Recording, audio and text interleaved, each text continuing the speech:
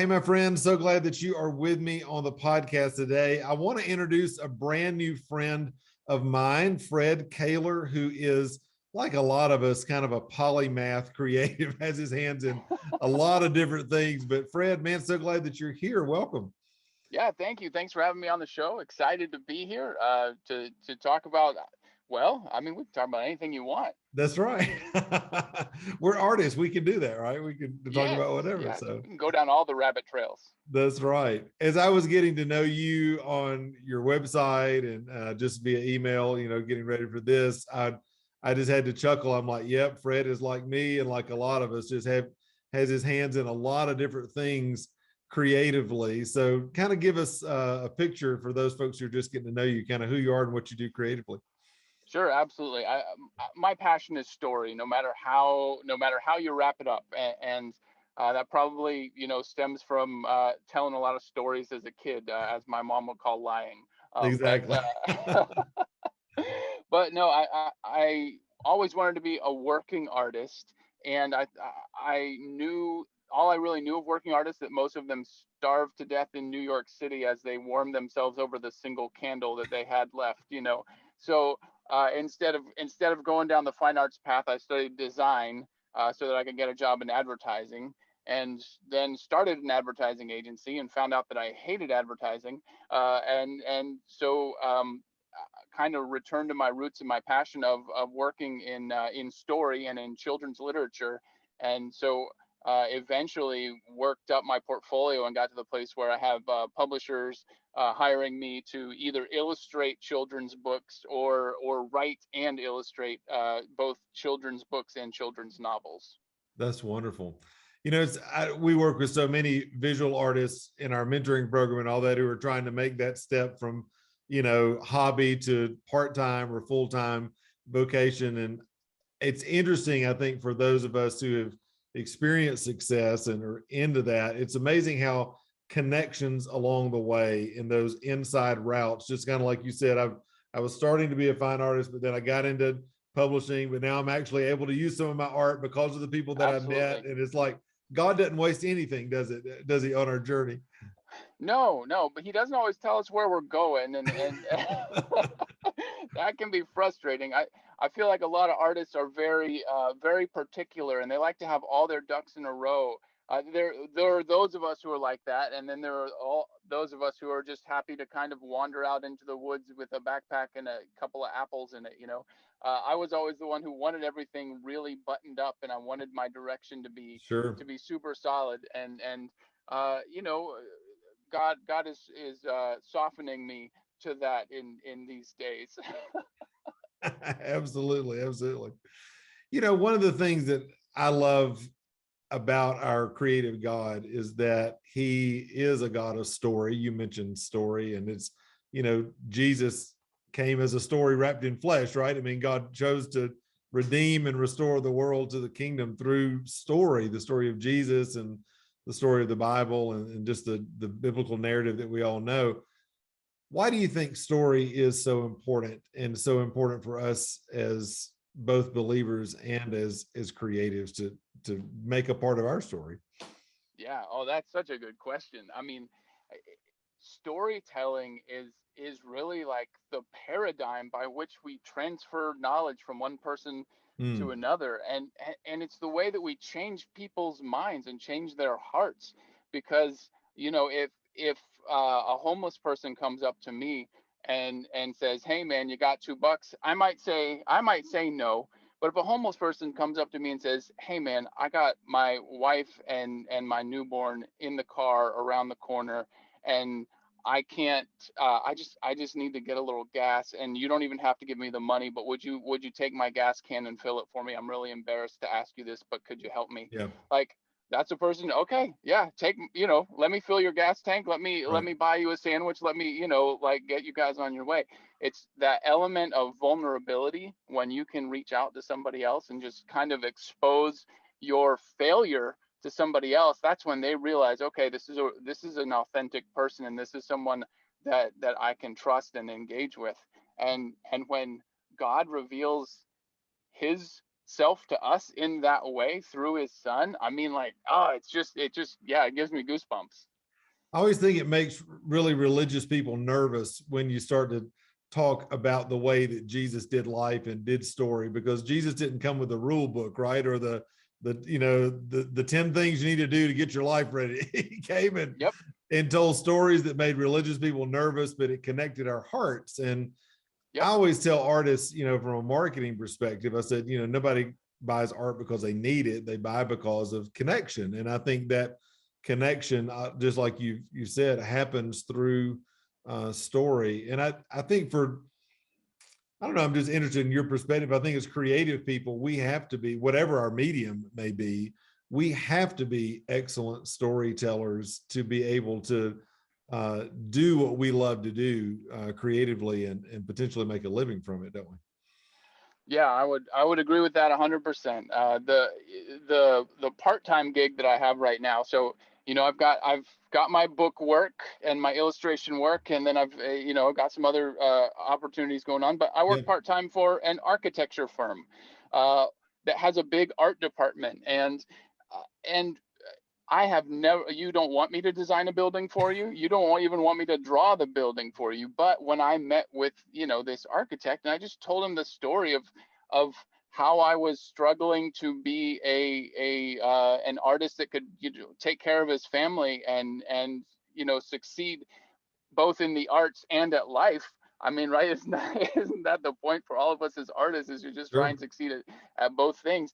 This big architecture firm, the owner of it, just kind of was like, okay, I'll find stuff for you to do, and and if I hadn't been vulnerable with him and told him my story, Yeah, he, we would have had a nice cup of coffee. But because I convinced him uh, of the character of my heart through story, yeah, that's why I got the gig.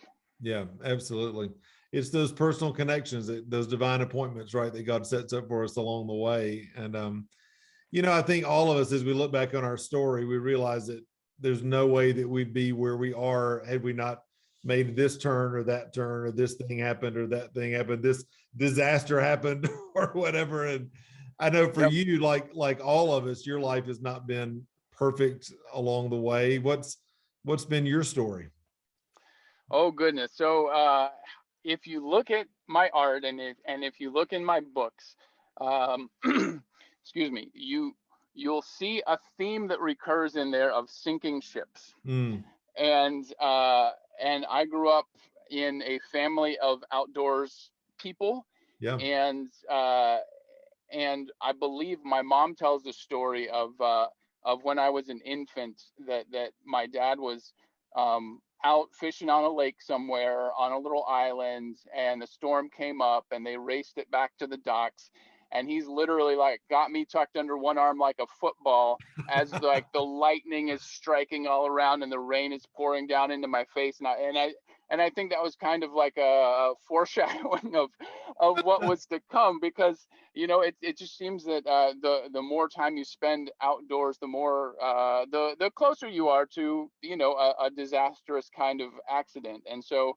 um, I feel like uh, as a as an outdoorsman, and but also as sort of a metaphor for life, that that vision of sinking ships has always sort of has become more real ever since I actually sunk a ship when I was when I was a little older. I was young 30s or late 20s, one or yeah, the other, and we were headed out for my buddy's bachelor party. He was getting married. His dream was to go camping on an island out in the middle of the ocean. So we found the island. We found a boat. We borrowed a boat. It was my brother's, and we went 3 miles offshore to this little island where we could play caveman and cook our meat over the do guy fire, stuff, and yeah, right? do guy stuff. Right, right. And a storm swept up that night, and we woke up the next morning to rain battering the tent and stuff blowing away on the campsite, and we loaded up the boat, and we couldn't even push it out into the ocean because the waves were Wow. so big. And so because we were young and dumb, we pushed the boat around to the protected side of the island and thought to ourselves, well, we can just ride this protected side all the way back to shore. Yeah. Uh, yeah, and Made perfect sense in your mind, it right? made perfect sense. And and fortunately, everybody on my boat was kind of like, they were fit. One of the guys was in selective services for, special forces. Like everybody was in shape, so I wasn't really worried about if we had to swim it, we could have, was my thought. Yeah. And then, we get a mile and a half back towards shore, and we're halfway in and halfway back to the island, and the waves are coming up bigger than the boat. Oh, And all it took was uh, about 10 seconds. One wave came over the front of the boat and it tipped backwards. One wave came over the back of the boat, it tipped the other direction, and the boat disappeared underneath us. oh, Uh, there you are. and nobody's wearing a life jacket. And so fortunately, every boat built since, I believe, the mid 90s has to be positively buoyant, which means there's a layer of styrofoam in there. Right. So the boat went down and then flipped and came back up. So we had a capsized boat to cling to, and I knew that somewhere underneath were the life jackets. So uh, I swam under and got life jackets out of the cabin for everybody, and then popped back up, got a life jacket on everybody. Oh, crazy. Um, but we literally sat there in a storm, in the middle of the Gulf of Mexico, waiting for somebody to come rescue us. And that that metaphor for my life means so much, Mm, not just because of the helplessness that we all felt in that moment, but because of the rescue itself. yeah. And when those guys in a 32-foot contender with twin 200 horsepower engines came screaming across the bay to get us, we were nearly hypothermic. So we're hanging on to Wow. this boat, we're cold, we're shivering, our teeth are chattering, and this hand reaches down to pull me up out of the disaster that I created for myself. Are you seeing Come the on. metaphor here? Yeah. He's just about starting to preach, y'all. Come on now. No, no. But it was a moment I'll never forget, is the Yeah. fact that, like, to feel somebody grip onto my arm and pull me up and know that I am rescued. Yeah. And and and I bridge that into a metaphor for my life because of this. If I ever go back out into the ocean and make the same exact decisions that I made before, what does that say about my respect for the person who risked their life to rescue me? Yeah. And so I am now Captain Safety on the water. I always Everybody has a life jacket on. I know where the ship to shore radio is. I have checked the weather report and the wind report. We are not going out if it's an unsafe day. And and I try to do that in my life now. Like, I feel like that is like I have that sense about me whenever I'm making decisions, especially ones where I'm not sure what the right thing to do is, or if I feel like that temptation of sin coming along. It's like, Mm, am I stepping out into the water and disrespecting the one who yeah. gave his life to save mine? Yeah. And so that's kind of, and so if you look, I think I've illustrated 8 books now. 8 books, 8 books. Yeah, I think 6 of them involve a sinking ship at some point in it, and none of it was intentional. It was something that I noticed at some point. It's like, oh, well, there's a sinking ship. There's a sinking ship. So apparently, it's in the back of my psyche, and I will always draw and illustrate sinking ships. I love that. I love that.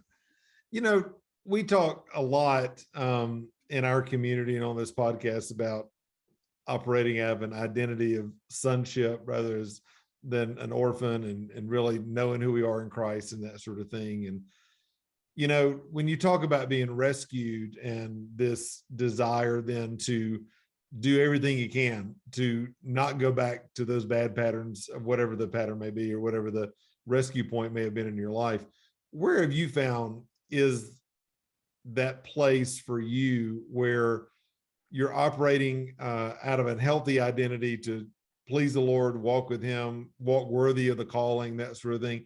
And at the same time, not slip into striving and performance and thinking that I got to be perfect in order to please God. Oh wow, that's some deep stuff. I'm gonna need to call in my pastor to help with that question.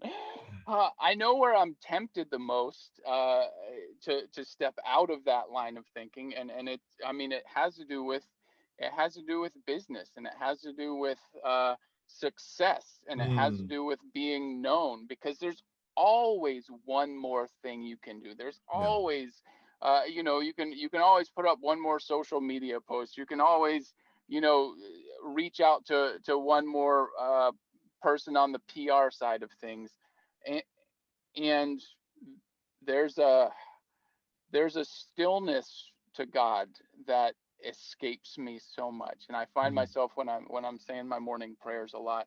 I often find myself praying, God, would you please meet me here, even though I'm lost, even though my mind is racing, even though I can't really string a good prayer together right now. I need you to pick up the slack if you're willing, mm, and kind of even rescue me in this moment so that I can, have community with you.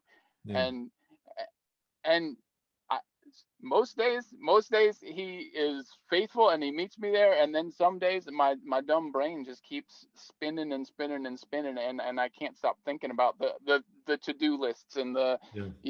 yeah, all of that. So did that answer the question? Yeah, I think it's something we're all, grappling with as humans and as people who are trying to walk with Jesus every day and do that. I think the thing that I'm always just amazed by and so comforted by is that God is not afraid of the process, that he doesn't back up from us in process. I mean, I always tell people if I was Jesus, I would not have left the whole world in the hands of those 11 guys. And you know, those Sure, are not the sure. ones that I would have chosen. And yet I am one, and you are one, and we are one. And it's this beautifulness, I think, that God is not frustrated necessarily or put off by our weakness, but in our weakness he's made strong. And if we can walk with him and continue to show up every day, give him our yes, and engage in that process, it's a huge opportunity that we have for all of us to want to walk worthy and to continue daily need to be rescued. Isn't that the human condition, right? That is the human condition, and the more I learn to accept that, the easier it gets to let go of the worry, to let go of the stress, to let Yeah. go of the shame of the past. uh and yeah, it's a really beautiful thing to start to mature in your faith. And I grew up in the church, so I went, I've been going to church for basically my whole life. There were definitely periods where it was like I don't want to go to church, Sure.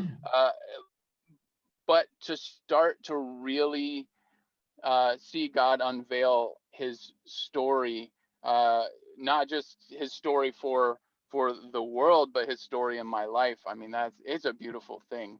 Yeah. And that comes back, man. That comes back to something I get really excited about is the idea of God as the the author of creation.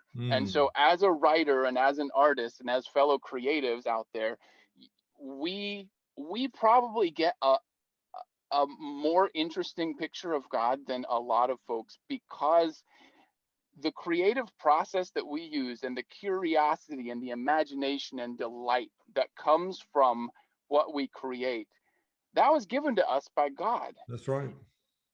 And a lot of people don't get to experience that. And so, like, when somebody tries to, I don't know, put God in a box, and we all do, right? We all try to put God in a box from time to time. But when someone tries to say, no, no, no, God is like this, I'm just like, how do you know that God is like that? God, like, God, if God is a master storyteller, is the master storyteller, like, we all know that great stories, you don't get all the answers till the end. Because Yeah, who wants to read a story where all the mysteries are unveiled at the beginning? You that's want to right. be delighted and surprised as you walk through that story. Mm. So I'm excited that there are further chapters in my life and further chapters in God's story that we're going to get to experience and be delighted by. That's so good. I know one of the things that you're passionate about is not only living and uncovering your story, but also helping other people to uncover their story and get their story out there as well. Talk about this new project that you've got going on that we want to let our listeners know about, because it's pretty exciting if somebody's got a story out there that they're wanting to reveal and release to the world. Absolutely, yeah. So when COVID shut down, my local in-person writers group. So I would get all the local writers together, and people could come and they could read a chapter of their book out loud, and we could give them feedback on it. And it was just a really fun local thing. Well, when COVID came along, we had to shut it down. There was no in-person meetings. Nobody had Sure. let us, use their space. And so I sent out and I asked all my writer friends. I was like, guys, what do you want, and what would help you in your career?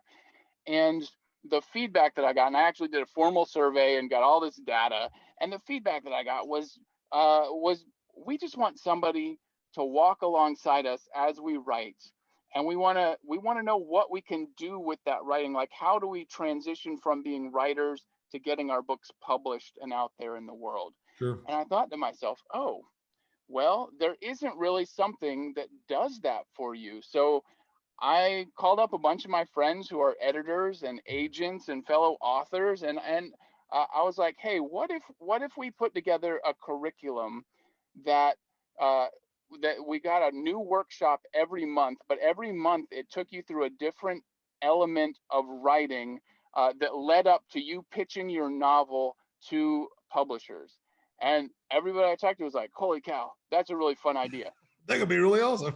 Yeah, Right. that could be really awesome. So essentially what we've got is launching in February of next year at readychapter1.com. Uh, and it's the numeral one, not the word spelled out. So uh, it's a workshop series that's 10 months long. Your only homework in the workshop series is to write your novel, but every month you're going to get a different class that meets you at the point of your novel where you're writing. So we're going to start with ideation, and how do you come up with a concept for a novel that's going to sell to publishers. And then the next one is about characters. So how do you develop characters that people are going to fall in love with and want to keep reading? And then we move through all these different elements of craft all the way up until at the end we're writing pitch packages and synopses and query letters, so Love it. that you end with a plan to pitch your novel to publishing houses. I love that. I love the practical. I mean, that's what you don't know about what we do necessarily on our mentoring program, but that's what we do, the same thing in our mentoring program with visual artists. And I love anytime we can put practical tools in front of people. And this, it just really, really sounds awesome. So if I'm hearing this right, just to clarify, this is for novelists, fiction writers, as opposed to more nonfiction writers and that sort of thing. Is that right? Correct. Now, the elements of storytelling would be helpful for anybody, whether you write fiction or whether, whatever you write, those elements of craft are going to be helpful. But most of the people in this are going to be focused on I'm developing a novel, or I'm revising a novel that I wrote last year, and because I want to try and sell it to a publisher. Yeah, that's awesome. Now, guys, as you're listening and watching, the links for that and also to get in touch with Fred normally, just with his other stuff, is right here in the show notes. You can grab that. But Fred, you've been gracious enough to give $100 discount to the folks that are listening and watching through this podcast. So talk a little bit about that, where folks can connect. And again, this is starting February 2022. And so you don't have a lot of time to delay on this. So. Yeah. So I essentially funded this out of my own pocket. So I paid all of our faculty, and I paid to have the website set up and all of that stuff, uh, in hopes that we're going to break even. Yeah, So that's the vision, that's the goal, and part of that is just being able to do a little bit of outreach and give some discounts where we can. I also have a scholarship program.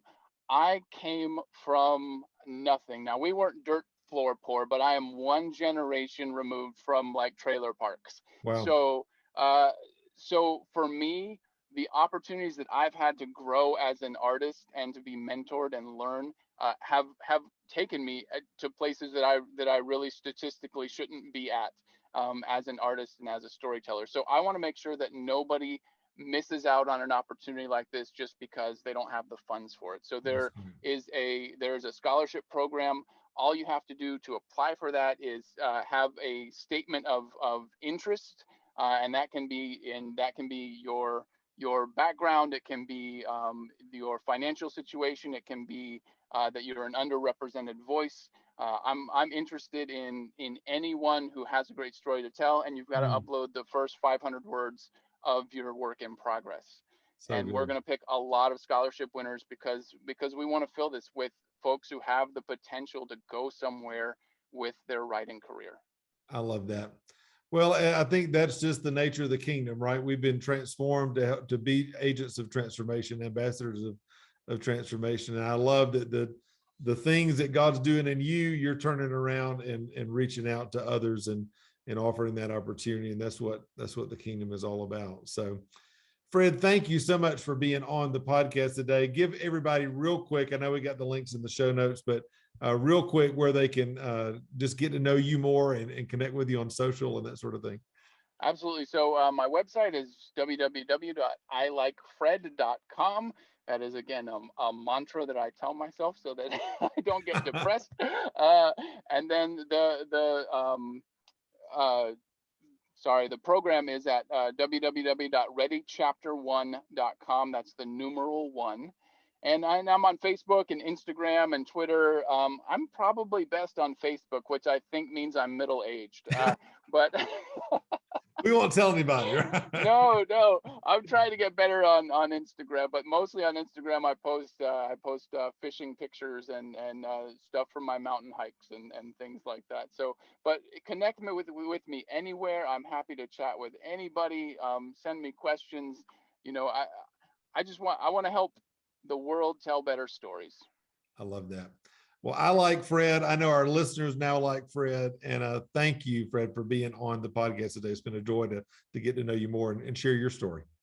Absolutely. And hey, you know, right back at you with the kudos because I've been on your website and I've seen all of the cool stuff that you do and the cool art that you make. And I hope that our paths cross in real life sometime. Absolutely.